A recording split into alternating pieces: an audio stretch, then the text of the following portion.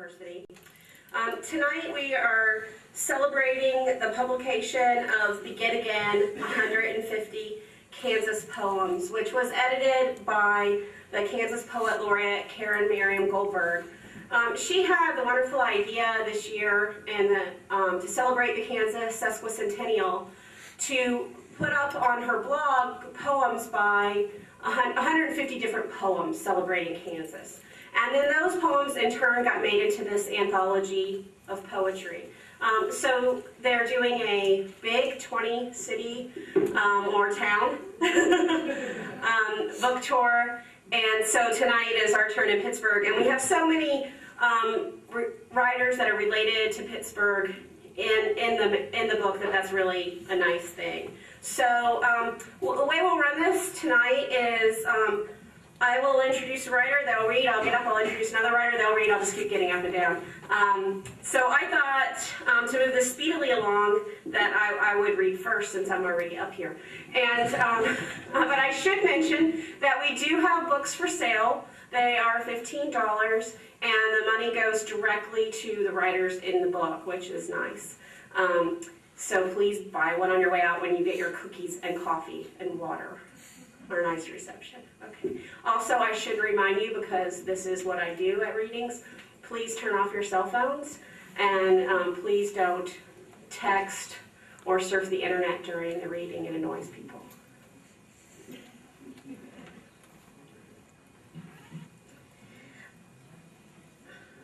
The book is divided into 4 sections by the seasons. I have 2 poems in the book, and one is for spring and one is for fall. But if you've ever planted bulbs, you know that that is actually, a fall poem. So they actually are both poems that belong in the fall section of the book. But perhaps because it was so hot in my poem with lots of mosquitoes, it felt like spring. Anyway, so I thought there were a couple things in this poem I might explain. When my husband and I got married a few years ago, and he's going to read tonight, Roland Sodowsky. Anyway, we didn't need very many things because we had everything in our house already that was mine and his parents. And so we just asked for one of the things we asked for were some bulbs. So when we got them, I'm not much of a gardener, and neither is Roland, I think it's fair to say.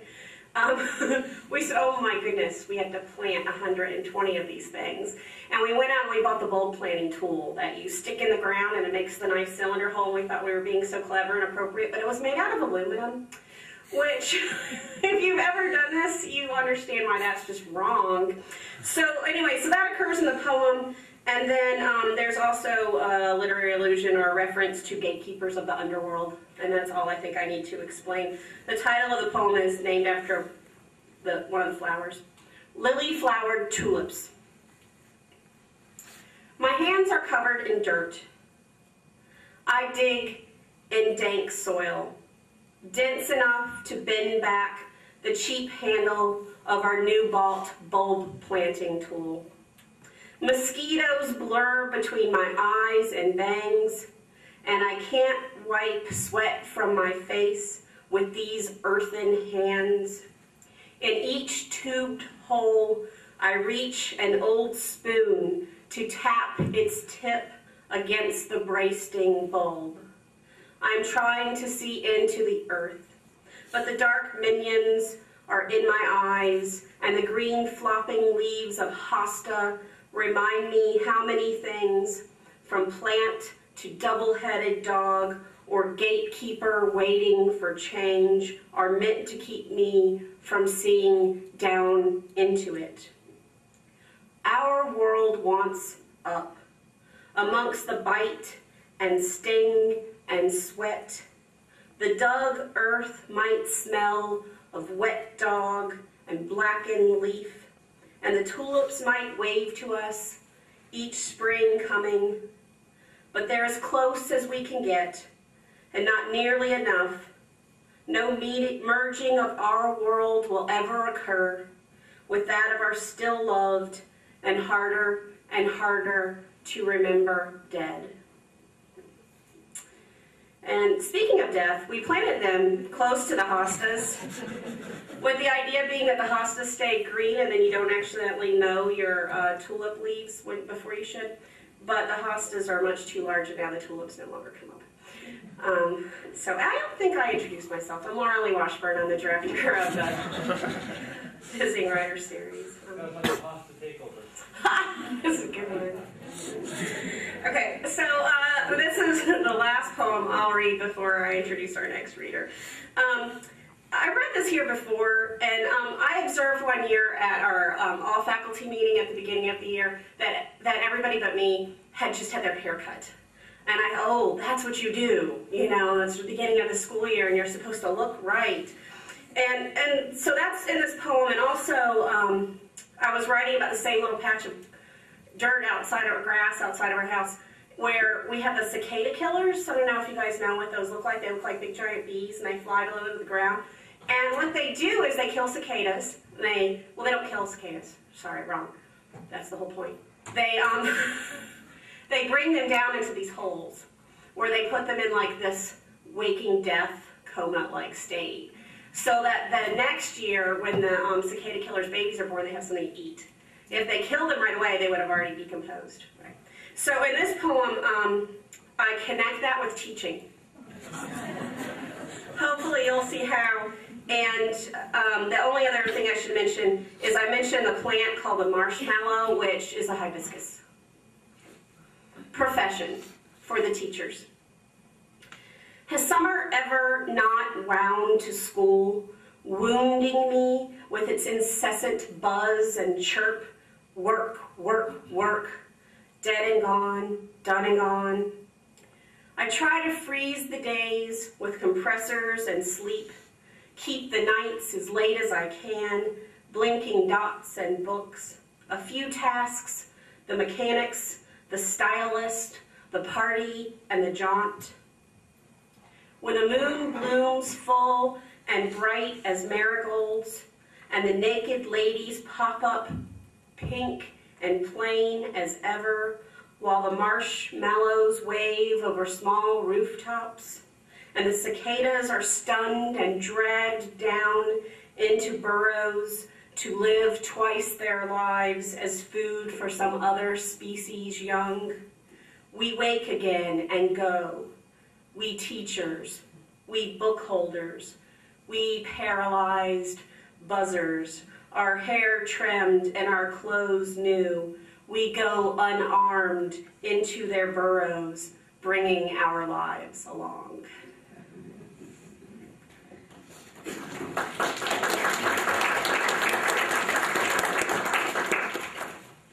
Our next reader is Rick Nichols,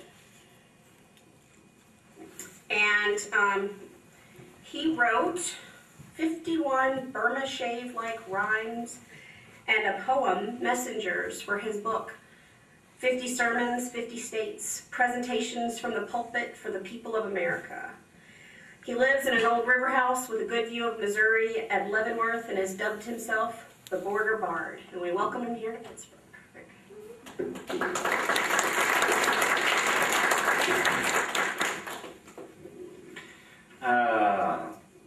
I do have a local connection. I lived down in Sarcoxie back in the late 70s when I was in the newspaper business. And I look kind of scruffled because I've been working on houses in Joplin this afternoon, and we'll get into that in the second poem and the third poem. I'll read a short little poem. Anyway, if you're going to be in Leavenworth on Saturday at 1 o'clock at the Book Barn, I'm hosting that book reading. And then the following Saturday in Lecompton, Kansas at the Lane University Museum. If you're in Lecompton, come by. Again, 1 to 3 on that Saturday. And then if you want to promote your literary material, I have the pins up here that promote my mother's blogspot, kansasplains.blogspot.com. Hard to pronounce. I'm in 127 in your book.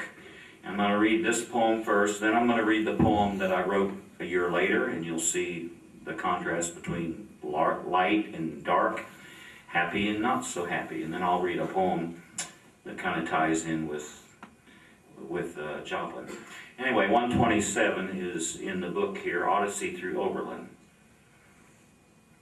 The porcelain insulators are ripe for the picking, if I only had a ladder and a little more time. Perch like parakeets along the crossbars, an hour out of Concordia, westbound on 36, Higley's home on the range, somewhere off to the right. But the rusty boxcars are easier to count as I ponder the question William Allen White, sage of Emporia, put to his readers in an essay in the August 16, 1896 issue of the Gazette. What's the matter with Kansas? Politics aside, 14, 15, 16, 17, not a whole lot in my estimation, if I might be allowed to render an opinion, 18, 19, 20, and at any rate in Oberlin I expect to find some answers, 21, 22, 23, either at the newspaper office, home of the Herald, or huddled around the Great Western, basking in the warmth of the 8 o'clock fire at my cousin's unpretentious place. I didn't.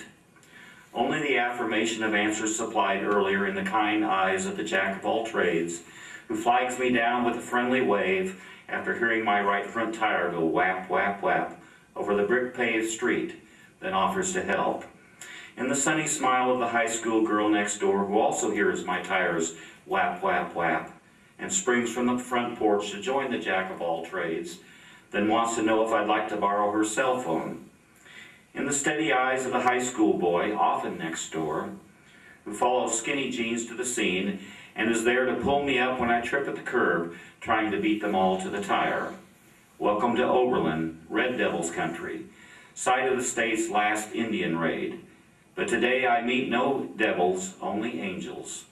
And it's experiences like this, just right for packing, that belong in my bag of memories as I count my blessings, an hour out of Concordia, next stop Emporia.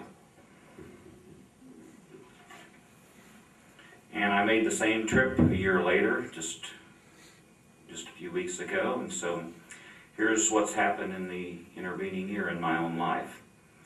This is called Off to Oberlin in Search of a Few Breaks. Helen of Troy, with a face only a mother could love, won't knock a nickel off the price of the pumpkin spice cappuccino, although I'm providing the cup. And I can't get anything remotely resembling a good deal on the gasoline either in Donovan County. Stuck in this fossil fuel hell we call America, as this the year of death drags on and on and on. But at least the Sunday morning clerk sends me on my way with her best wishes and a little advice. Take a couple of days off, she tells the man who looks like the crazy man at the end of the street. You look like you could really use a break. I really could as I study the math and start to count the counties between here and there, that dot in Decatur County, where I need to be by sundown if I'm to avoid the deer. 2, 3, 4, Dad, 5, 6, 7, Cousin Steve, 8, 9, 10, Cruz, Deraine, Kathleen, Justin, Gary, Ann, Kathy, Greg, Tim, Cheryl, Marguerite, Leo, Dixie, and John. Have I missed anyone? 11 counties in all. I turned the key and quickly put that crummy convenience store in the rearview mirror. If only I could so readily put the year of death behind me and begin again. Yes, begin again just like that. But I can't. I still see their faces, these faces from the year of death, and that doesn't even include the pictures in the paper of the 161 people who perished when that terrible tornado wiped out a third of Joplin. I'm damn lucky I wasn't victim number 162 that day. And so I continue to count my blessings, thank you, Lord, happy just to be alive, albeit living on borrowed time perhaps. Westbound on 36 once again, Higley's home on the range, somewhere off to the right. The winsome waitress at the window is right for the picking, if I only had a great pickup line and a little more time, and were 40 years younger and still knew what I know now. But I need to go, got a chicken dinner and a cozy fire waiting for me in Oberlin at my cousin's unpretentious place. Goodbye, Jiffy Burger. So long, Smith Center, geographical center, more or less of the lower 48, and home of the Red Men, still undefeated. Skinny Jeans thinks, but isn't quite sure. At any rate, confession's good for the soul, and if memory serves me right, the Cathedral of the Plains is somewhere off to the left. just in case I keep thinking about her when I should be thinking about the curves in the road. So what's the matter with Kansas, you ask me, near Nortonville, signal strength so-so, wondering all the while how long Dorothy would be willing to put up with coal-fired power plants, corporate farms, voter ID cards, reduced funding for the arts, and of course, the God Hates Fags group. Annie M., Uncle Henry, please make them stop. I pull off to the side to continue the conversation just as the rickety old F-150 in front of me, Farmer Jones is driving, suddenly decides to deposit several bales of Louisiana hay on the pavement. Woo, that was close. Once again, thank you, Lord, but somewhere there's a herd of hungry cows listening intently for the sound of a pickup coming through the pasture with their evening meal. Welcome to cattle country, where grass and grain are currency. At long last, I celebrate the day at the end of the trail as I, too, celebrate this Kansas, its beauty, its mystery, its well-entrenched place in history. And so it is in this spirit that I greet the new day, rested and refreshed, and settle in behind the wheel, eager to explore yet more of our own little Northwest territory, with my cousin as co-pilot and the jack-of-all-trades in tow in the back seat. Cheyenne County's Arickaree breaks beckon with the promise of fragrant sage, razor-sharp yucca, a notorious cave, wild plum trees, melodious meadowlarks, the occasional rattlesnake, and breathtaking vistas overlooking an array of dazzling geological formations. We are easily seduced. And I wrote this poem after the tornado, of course, and entered it in the competition for the book over there. It didn't get in there, but the name of the book's Storm Country. And the poem is called Of Clouds and Courage. And we will dedicate this to Pittsburg State. It's got a good football team this year, I hear. So they've obviously persevered. So it's called Of Clouds and Courage. Storm country, they call it, the scene of meteorological mayhem over the years, where all manner of climatic chaos is possible, or at least so it appears. But regardless of the form, ice, floods, tornadoes, snow, Midwesterners will weather the storm, make plans to rebuild, and off we'll go. Toolbox in hand to tackle the trouble, proving once again that here in the heartland, perseverance is clearly the norm.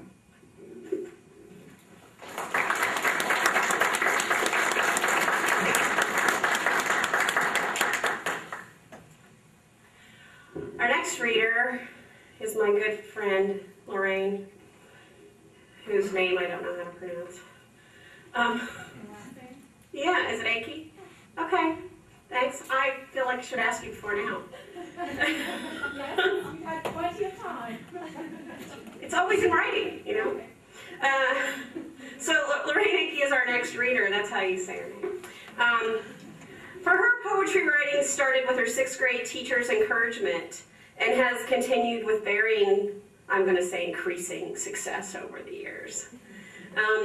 Lorraine has lived quietly with the stark beauty of the prairie of southwest Missouri and southeast Kansas all her life and shares her home with 3 dynamic diva dogs. She works as a massage therapist when she is not reading, writing, or grooming dogs.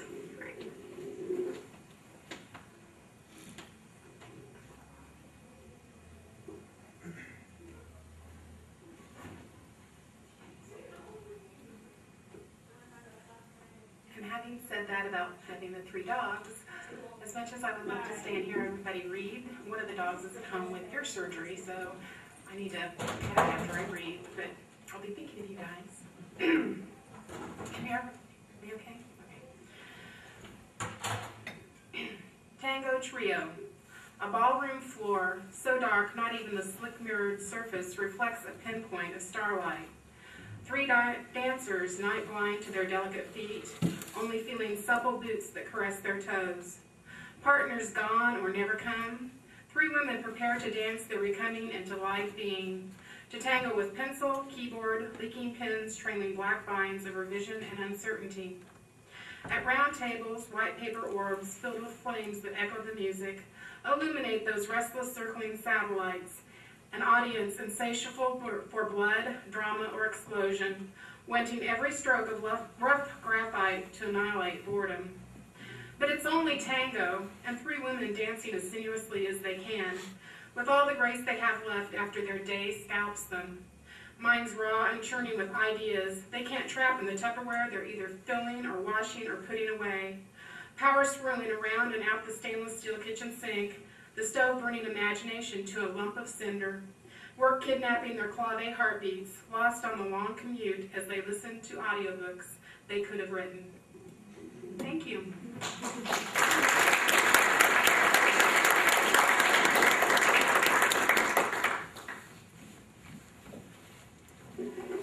The next writer is one of my favorites. My husband, Roland Sodowsky.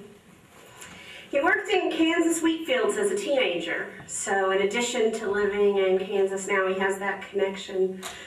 His books include Things We Lose, they're books of fiction, which was an AWP award winner for short fiction. Interim in the Desert is another book, and Undue West is the other. He received a National Endowment for the Arts Award in 1989 and was inducted into the National Cowboy Hall of Fame in 1991 for a short story. But you didn't know that was possible. His poetry and fiction have also appeared in magazines such as Atlantic Monthly, American Literary Review, Glimmer Train, and the Midwest Quarterly, among others.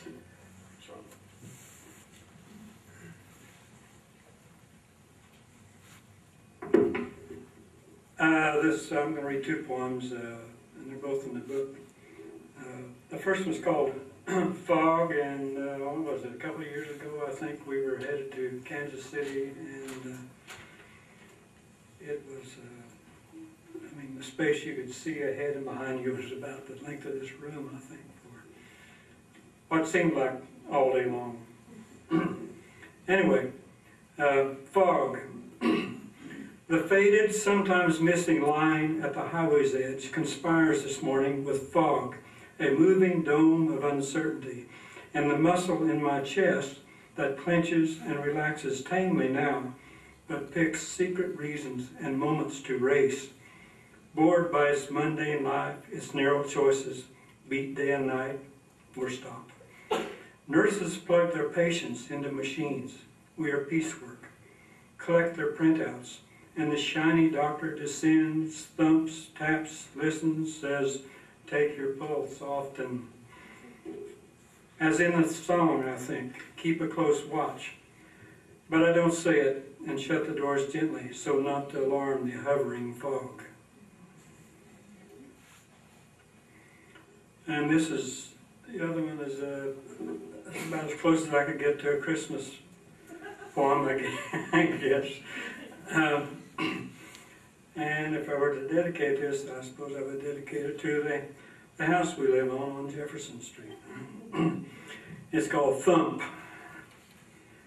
In an old house, the noise could be the cats swatting a Christmas tree ball, a pile of wobbly presents, or stacked books surrendering to gravity, the washing machine venting its hatred of rugs, the refrigerator's harsh cough, plumbing tying a new knot in itself, one of the useless chimneys toppling, a full-length mirror diving off the closet door, three-legged stool ineptly reglued, woman or man or dog tumbling downstairs, some winged thing in attic, basement, bedroom, a 98-year-old house that sighs and says, 100 isn't feasible.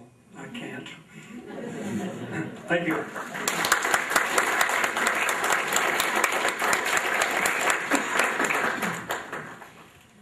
There was a bat in the house last week. Our next poet is Allison Berry. She was born and raised in Pittsburg, Kansas.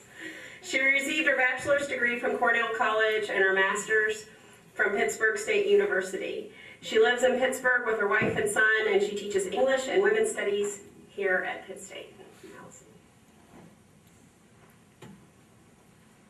Hello. There's an offshoot of Cow Creek that runs behind the house where I grew up, and my brother and I spent most of our time either in, near, or around that creek. so that was the inspiration for this poem. It's titled Cow Creek. When I went out, Cow Creek let me in. The creek hid me, the creek taught me words and to worship its thrust. The willow would announce spring, catkins called me into the wet. April was water spilling into the yard, creeping up, turning my rivulet torrent. When ejected indoors by wind and rain, the creek still whispered in a vestigial voice words like home that bathed me in shelter. And the last poem is about leaving and returning. It's titled The Leaver.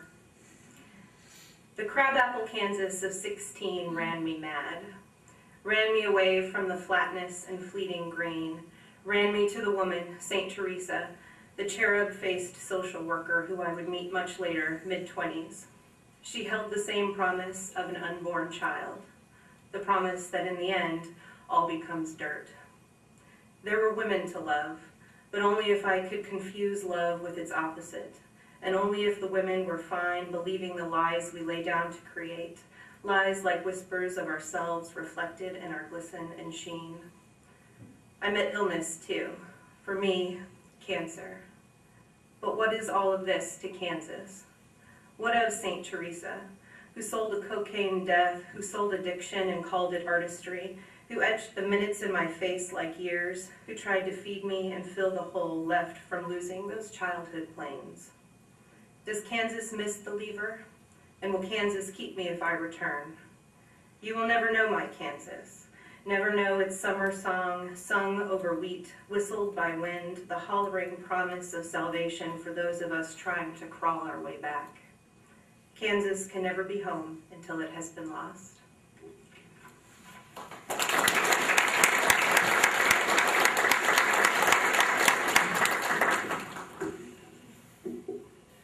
Danielle, you're next. Daniele Cunningham's poetry is informed by Zen ethics, which she grounds with images of place, particularly the landscapes of Kansas.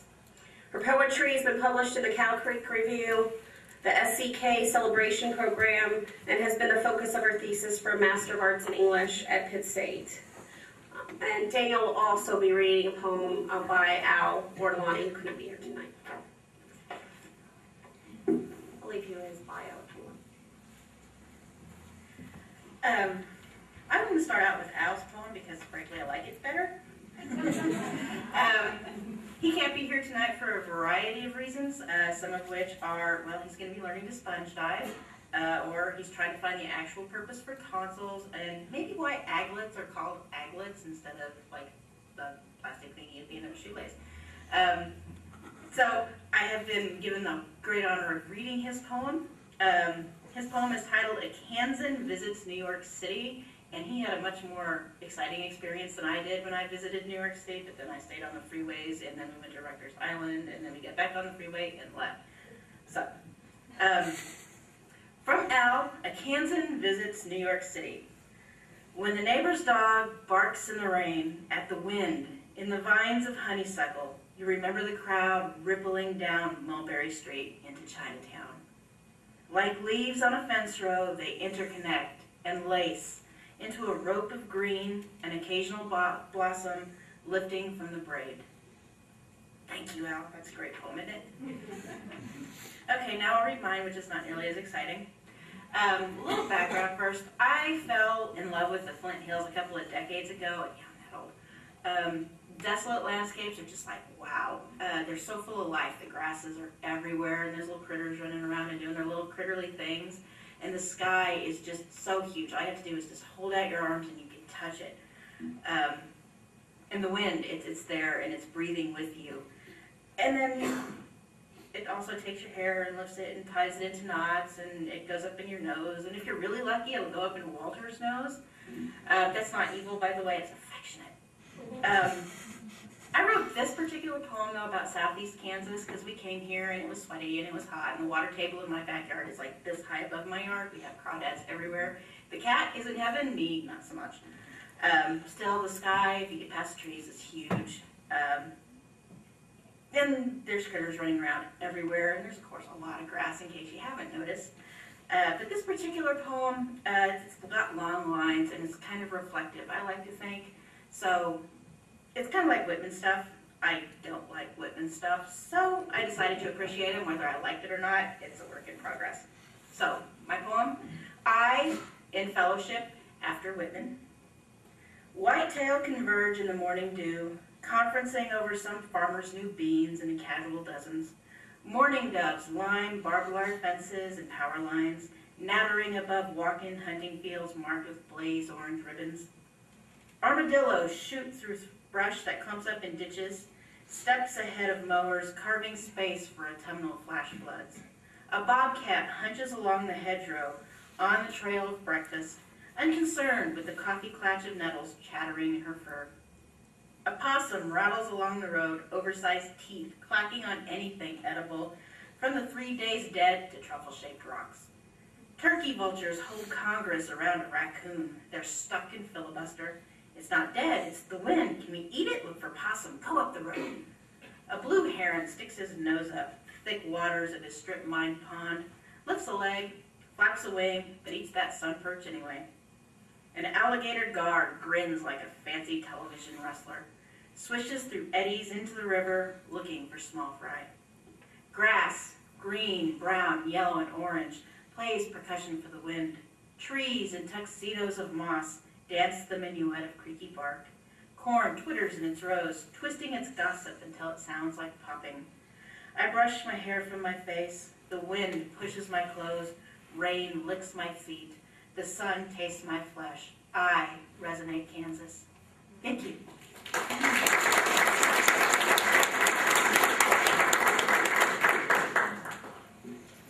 Our next reader is Olive Sullivan.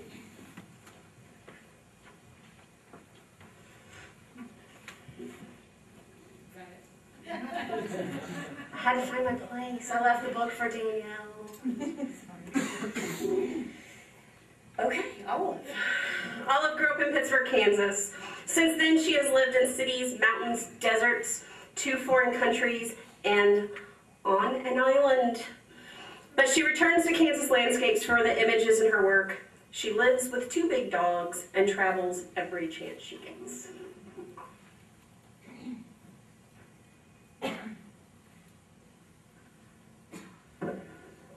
Not only did I grow up in Pittsburgh, I grew up on this campus. My dad, who's in the audience with my mother, has been teaching here since I was like 2 and a half. And then I went to school here, and then I taught here, and then then I left, and then I came back, and then I taught here. And now my good friend Steve Harmon teaches here. And so it's just like I can't get away, and maybe I don't want to. I like to say that Pittsburgh is home because it's the place I keep coming back to. That being said, a lot of my poems are about driving, because if you live in Pittsburgh, you're spending a lot of time driving elsewhere. The first one is called Driving West. This isn't a poem about the blue clouds like out-of-focus angels that we saw just south of Lawrence, nor about the way we came up over the rise east of Manhattan and found the Flint Hills spread before us, nor the sunset that carried every bit of grain and speck of dust into a silver-edged symphony of gold and neon. And it's not the way the dying sun lit the southwest face of the grain elevator somewhere past Hayes, exalting it above its workaday self. Not the way the colors feel, the lace border of bare black branches backlit by a stripe of orange sherbet sky, the lake of blue clouds caught in the drifts of snow rolling across the prairie. Instead, this poem is you and me and Frank and Georgia, crammed into a too small car with too much stuff, arguing the politics of the Civil War and, politely, mind you, taking turns to sit in the less crowded front seat, where we can move our feet without being snarled in blankets and book bags and the laptop's wires, driving towards invisible mountains. The second poem is called The Seventh Year, and I wrote this at an annual retreat I go to that is sponsored by Karen Miriam Goldberg. who edited this volume, and by Kelly Hunt, who's a Kansas roots artist, roots musician that you may have heard of. If you haven't heard of her, you should have. And I went to this retreat one year, and I had realized about this time that I go through a pattern of every year, every 7th year, completely self-destructing and blowing up my life and then going and doing something else. And the two of them sort of broke me open and made me realize that I could do that in I could still reinvent myself completely every 7 years, but I didn't have to necessarily self-destruct, and less shrapnel would be spewing out to damage the others around me. So it was a good lesson, and I go every year, and I can't imagine not going. So it's the retreat is called Brave Voice, Writing and Singing for Your Life, and it's a pretty awesome thing. So this poem came out of that experience. It's called The 7th Year. That's how it started. Driving across Kansas on a wave of the blues, poems working their way to the surface, bearing messages of stone and fern, soul and bone and dirt. The 7th year is the one when everything changes. You've seen it coming, like a tornado on the horizon. The sky turns black and yellow and green. You run for the storm cellar and play gin rummy on a rickety card table next to the canned goods. Then sleep, piled on the floor like puppies. When birds carol the new day, the sky like a basket of clean cotton towels, nothing has changed, but everything is new. Thank you.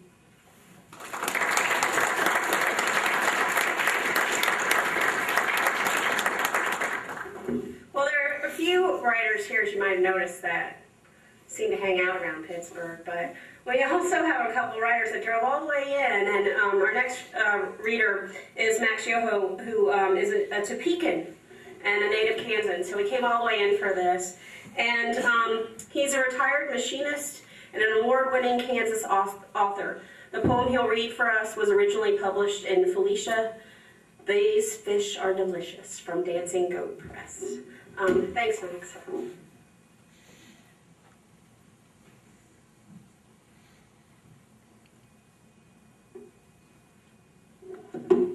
When I started up here, my wife Carol said, you have the wrong book. You're supposed to read from begin again, but I'm going to read from Felicia, These Fish Are Delicious, where this poem was first published, because the print is larger in my book. You see what I mean?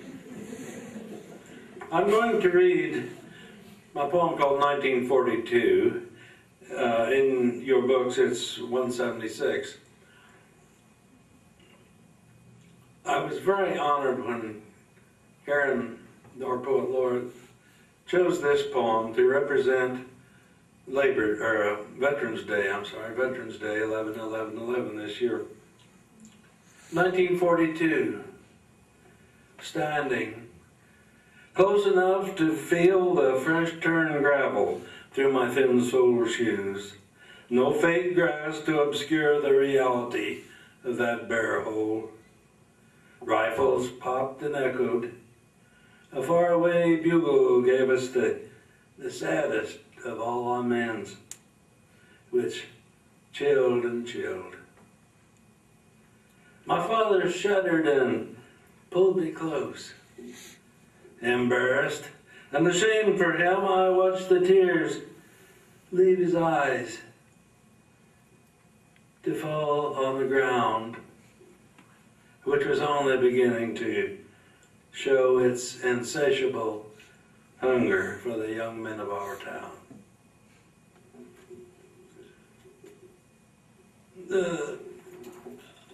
That's one of the few serious poems I have written. And I've read around several of these, as some of you have, and I find that when I read nothing but serious poems, I have a hard time getting to sleep and I itch. So I'm going to lighten it up just a little bit. This is called Good Health to All. The prologue. Anything that comes out of a cat, except purr and meow, will stain the carpet and make it smell bad on damp days. There was something wrong with my old cat. I thought it might be a thermostat. So I took her out to a cat caregiver, and she opined that it might be the liver. She gave me some pills to poke down Puss, which proved a problem for both of us.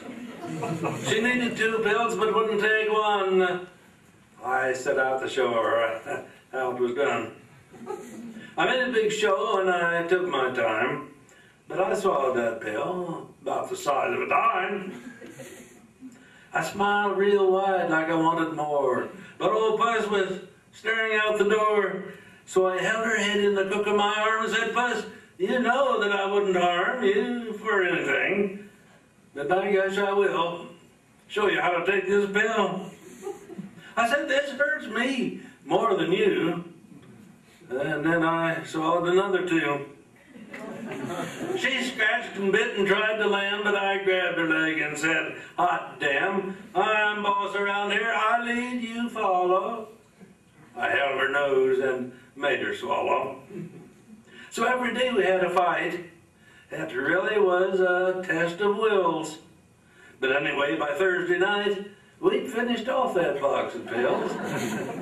And I guess they worked, for we're well and smug. And we both stopped peeing on the rug.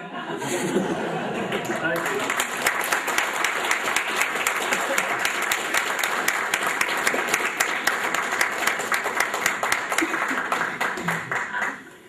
I'm not sure if our next writer is here. Is Rhonda Miller here? Apparently not. Okay. So our next, we've only got 2 left. So our next reader is Melissa Fite, and she is also going to read a poem by Eric Dutton, who couldn't be with us tonight since he lives in Florida now. Oh, and I need to introduce Melissa, so I'll do that. I had it all ready to introduce Rhonda. Melissa Fite earned her master's in English literature from Pittsburg State University, and now teaches English at PHS. She writes poetry as frequently as she can, usually just often enough to keep her from getting kicked out of her beloved workshop group. That would be about every 2 weeks.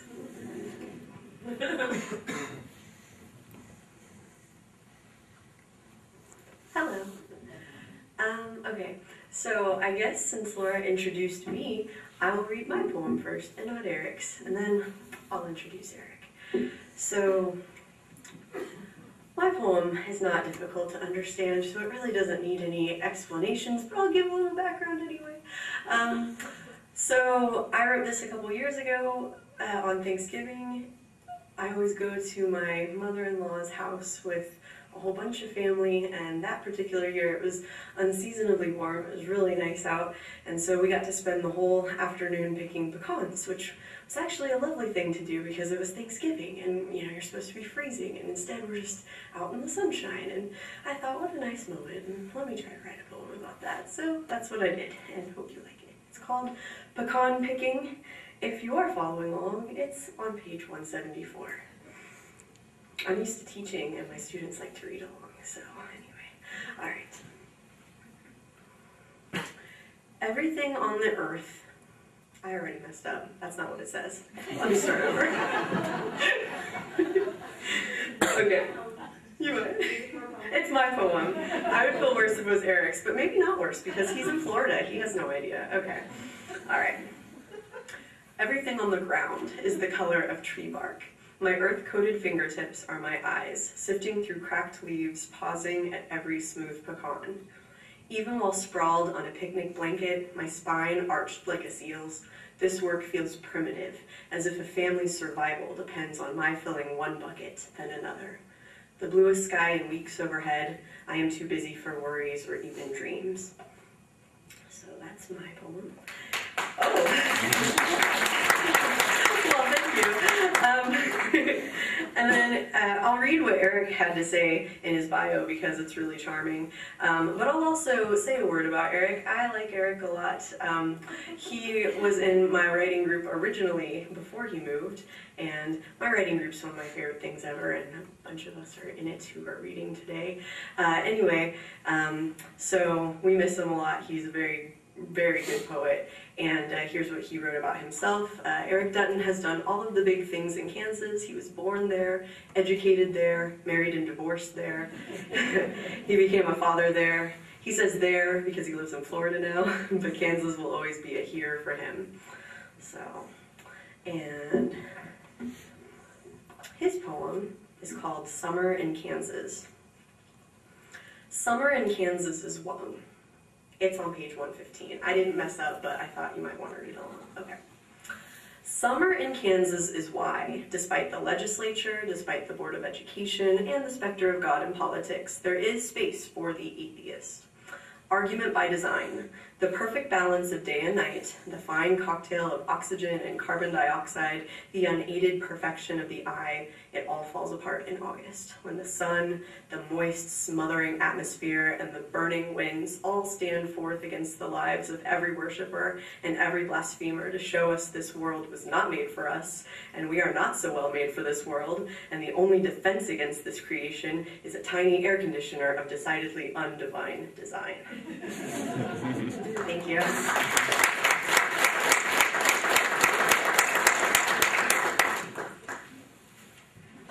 Before our last reader, I will remind you that if you would like to purchase a book after the reading, we have them available, and I'm sure the poets would sign it for you. We also have some refreshments.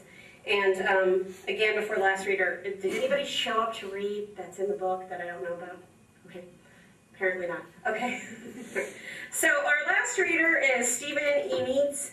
He has taught literature and creative writing at Pitt State since 1979, and he is a university professor at Pitt State. He has published poems and short stories in various journals, and his book of poems, Looking for the Pale Eagle, was published by Woodley Memorial Press in 1993. He has been the poetry editor of the Midwest Quarterly since 1985.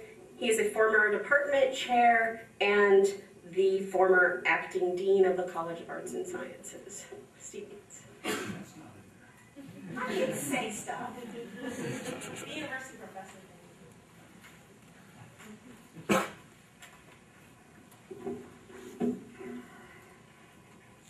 We were each supposed to limit ourselves to 5 minutes, and I noticed that the other readers had bequeathed to me an extra 4 minutes,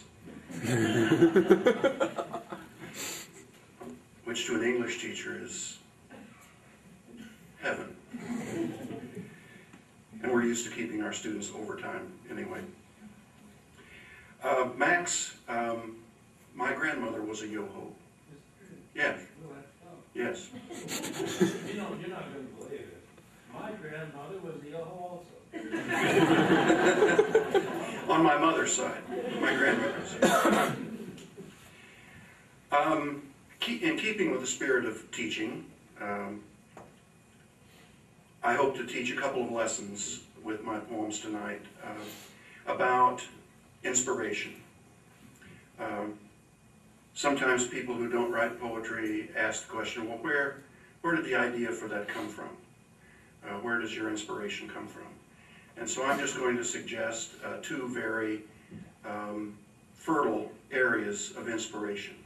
The first one, illustrated by the two poems, the first one is go out and look at birds. That's my admonition. Go out and look at birds. They are common creatures, but they are wild and mysterious. And the title of this poem is Robins Keep Their Secrets. Suppose for a moment they do not migrate south for the winter, as everyone assumes, but instead don black hoods and abandon leaf-strewn lawns for the white freedom of December skies.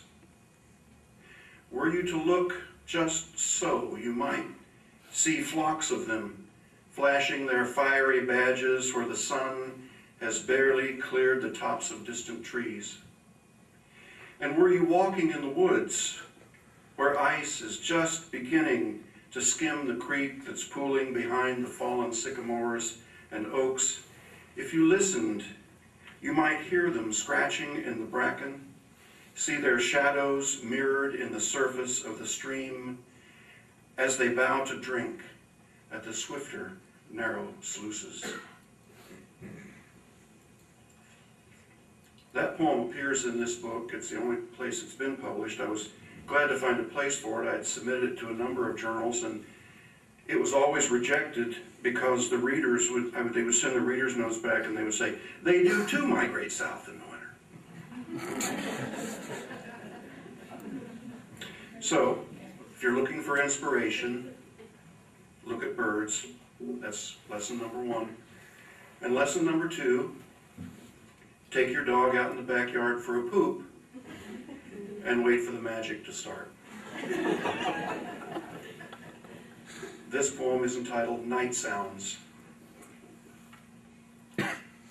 Sounds hang strangely in the night air, a noisy quiet that isolates and amplifies. Breezes tappling in the cottonwoods, cicadas rasping up and down, trucks pounding the distant highway, cars hissing along the street. A train 2 miles away picking up speed, signaling mile crossings, its receding wall of sound like background radiation fading all the way from creation. A car door slams and signals what? Arrival or departure? Maybe just routine, maybe not. Someone's voice, a laugh the wind distorts, cries, miserable, repetitive, the only voice the old woman across the street has left after her stroke. My Boston Terrier hovers in the shadow of a maple's trunk, head up, ears alert. I'm standing there too, in the dark, waiting for him to finish his business, when that strange quality of night sounds catches in my throat. Expectancy. So much waiting to happen. Temperature falling toward the dew point. Sun circling the planet toward morning, every day working a degree or 2 closer to the equator, like a string wound in a spiral around a stick. Circumstances turning as on a pivot toward some inevitable, unimaginable what? Thank you all for coming.